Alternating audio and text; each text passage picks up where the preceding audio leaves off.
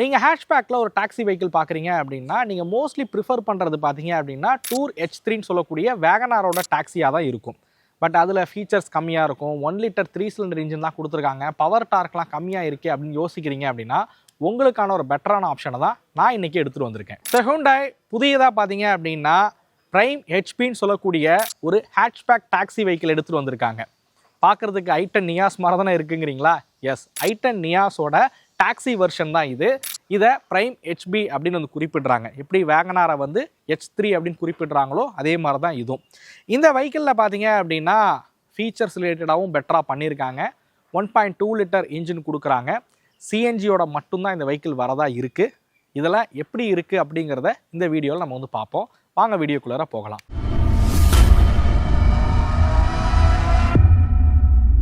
So special thanks to ஆக்சினா Hyundai Trichy. அவங்க தான் இந்த வாக் அரவுண்டுக்காக வெஹிக்கிள் வந்து வழங்கியிருக்காங்க.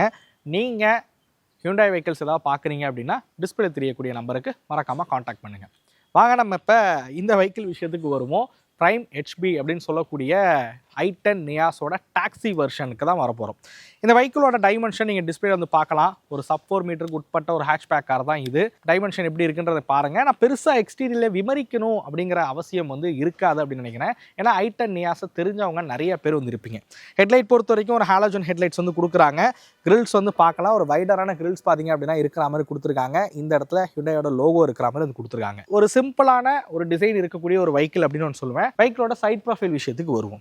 இந்த வெஹிக்கிளில் பார்த்தீங்க அப்படின்னா ஒரு R14 இருக்கக்கூடிய வீல்ஸ் பார்த்தீங்க அப்படின்னா பயன்படுத்தியிருக்காங்க. உங்களுக்கு ஸ்டீல் வீல் தான் வந்து கொடுக்குறாங்க. தேவைப்படுதுன்னா வீல் கப் வந்து இதில் நீங்கள் போட்டுக்கவும் முடியும். இந்த வெஹிக்கிளோட கிரவுண்ட் கிளியரன்ஸ் ஒரு 165 mm கிரவுண்ட் கிளியரன்ஸ் கொடுத்துருக்காங்க. மிரர் பார்த்தீங்க அப்படின்னா உங்களுக்கு பேஸ் மாடல் எரா மாடலோட பேஸ் மாடல் போனீங்க அப்படின்னா உங்களுக்கு மேனுவலி அட்ஜஸ்டபிள் மிரர் வந்து இருக்கும். பட் இதில் எலக்ட்ரானிக் அட்ஜஸ்டபிள் மிரர் இருக்கிற மாதிரி வந்து கொடுத்துருக்காங்க.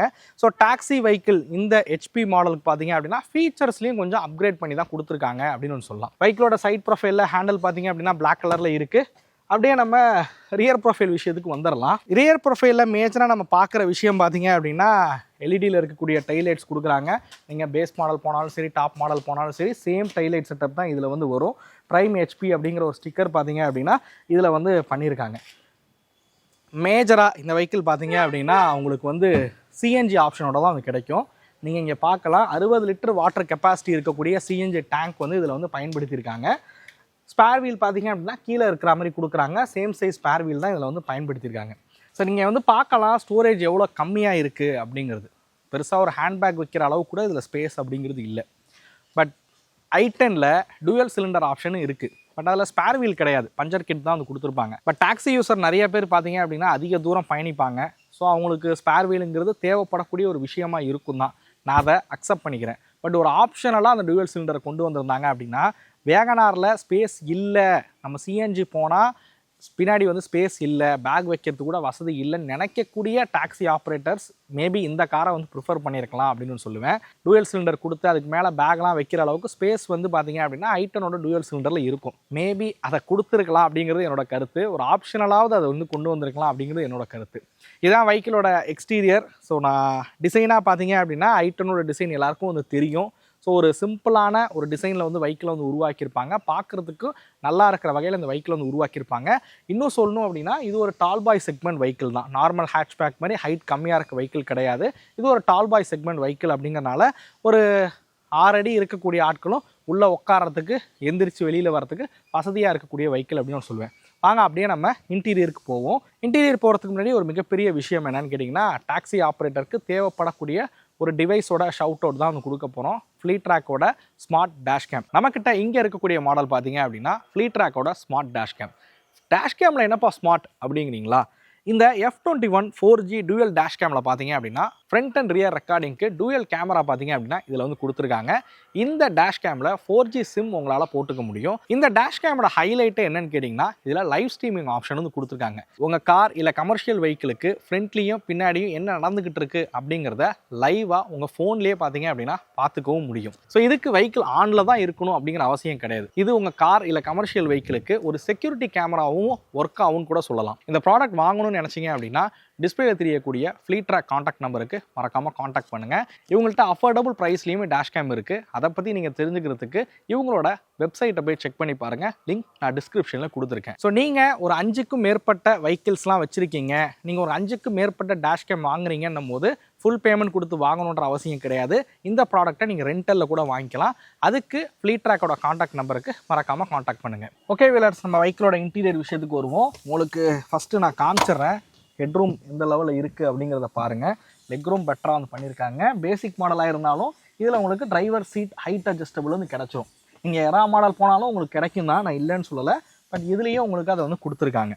பட் இதில் பார்த்தீங்க அப்படின்னா ஃபீச்சர்ஸ் கொஞ்சம் அதிகமாக்கியிருக்காங்கன்னு சொன்னல. ஸோ இதில் நீங்கள் வந்து பார்க்கலாம்.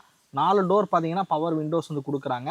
எலக்ட்ரானிக் அட்ஜஸ்டபிள் மிரர் பார்த்தீங்க அப்படின்னா இருக்கிற மாதிரி இதை வந்து வடிவமைச்சிருக்காங்க. மியூசிக் சிஸ்டம் விஷயத்துக்கு வந்தீங்க அப்படின்னா ஸ்டேரிங் மவுண்டோட ஆடியோ கண்ட்ரோல்ஸ் பார்த்தீங்க அப்படின்னா இருக்கிற மாதிரி வந்து கொடுத்துருக்காங்க. யூஸ்ஃபுல்லாக கிளஸ்டருக்கான கண்ட்ரோல்ஸ் மட்டும்தான் பேஸ் மாடலில் இருக்கும். பட் இதில் ஸ்டேரிங் மவுண்டட் கண்ட்ரோல் இருக்கிற மாதிரி வந்து கொடுத்துருக்காங்க. இந்த இடத்துல உங்களுக்கு டைப் சிக்கான சார்ஜிங் போர்ட்டும் பார்த்தீங்க அப்படின்னா இதில் இருக்கிற மாதிரி வந்து கொடுத்துருக்காங்க. மியூசிக் சிஸ்டம் ஆக்சரிஸ் தான் தேவைன்னா உங்களுக்கு இந்த மாதிரியான மியூசிக் சிஸ்டமும் பார்த்தீங்க அப்படின்னா உங்களுக்கு ஷோரூம்லேயே வந்து பண்ணி கொடுத்துருவாங்க.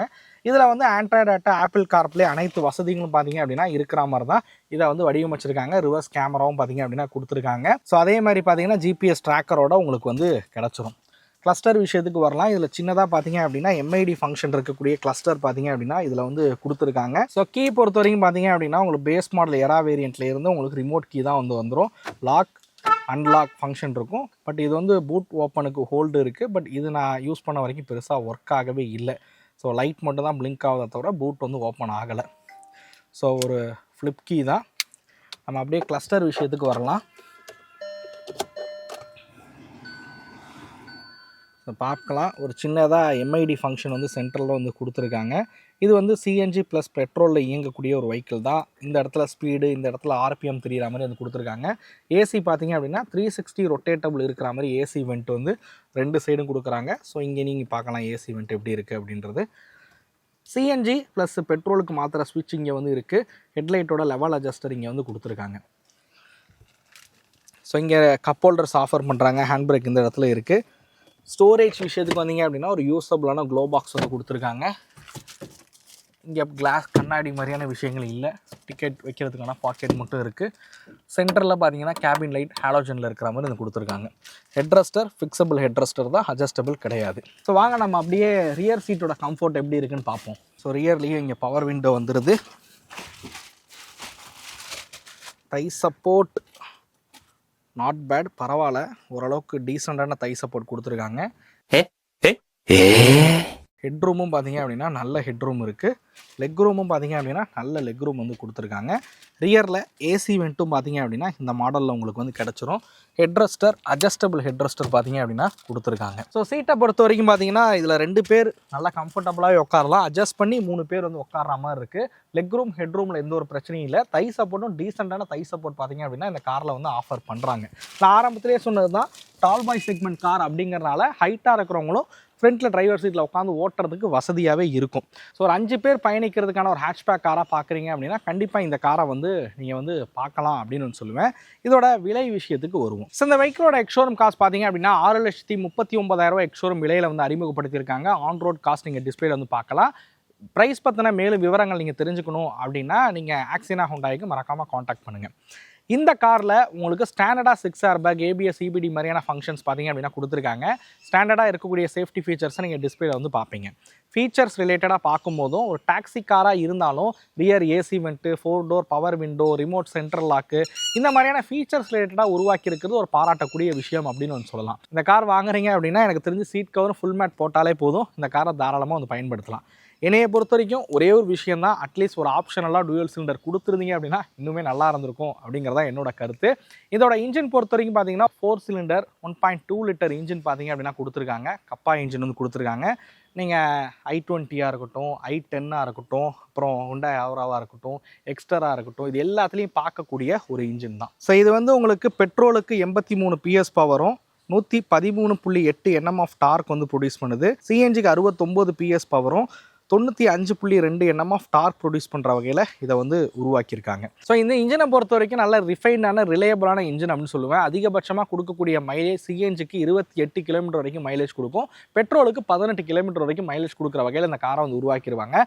மைலேஜ் ரிலேட்டடாக பார்க்கும்போது ஹியூண்டாயில் நல்ல மைலேஜ் தரக்கூடிய காருன்னே சொல்லுவேன் i10 பொறுத்த வரைக்கும். எஸ், இந்த ஹெச்பி மாடலை பொறுத்த வரைக்கும் சொல்லலாம் மைலேஜ் ரிலேட்டடாக பெட்டராகவே இருக்கும் அப்படின்னு. சஸ்பென்ஷன் கம்ஃபர்ட்டாக இருக்கட்டும், ரைட் அண்ட் ஹேண்ட்லிங்காக இருக்கட்டும், எல்லாமே ஒரு பெட்டராக இருக்கக்கூடிய ஒரு காரனே சொல்லுவேன் இந்த காரை பொறுத்த வரைக்கும். நீங்கள் இன்கேஸ் டாக்ஸி பர்பஸ்க்காக பார்க்குறீங்க, பூட் ஸ்பேஸ் கம்மியாக இருந்தாலும் பரவாயில்லன்னு யோசிக்கிறீங்க, லாங் ரைட்ஸ்லாம் போகிறப்ப நல்ல ஸ்டேபிளாக இருக்கக்கூடிய ஒரு இன்ஜினாக இருக்கணும், ஸோ பர்ஃபார்மன்ஸ் பெட்டராக இருக்கணும்லாம் யோசிச்சிங்கன்னா கண்டிப்பாக இந்த காரை நீங்கள் வந்து வாங்கலாம்னு சொல்லுவேன். இது டாக்ஸியில் மட்டும்தான் இருக்குது, ஓன் போர்டு ஆப்ஷன் கிடையாது. 80 கிலோமீட்டர் ஸ்பீடு தான் இதோட அதிகபட்ச வேகமாக இருக்கும். ஸோ டாக்ஸிங்கிறனால அந்த 80 கிலோமீட்டர் ஸ்பீடில் லிமிட் பண்ணியிருக்காங்க. டாக்ஸியில் மட்டும்தான் அந்த காரை வந்து எடுக்கிற மாதிரி இருக்கும். இந்த வீடியோ உங்களுக்கு பிடிச்சிருக்கும் அப்படிங்கிற நம்பரை இந்த வீடியோ பற்றின கருத்துக்களை மறக்காமல் கமெண்ட் பண்ணுங்கள். அடுத்த வீடியோவில் சந்திக்கும் வரை தமிழ் வீல்ஸ் மணிகண்டன். நன்றி, வணக்கம்.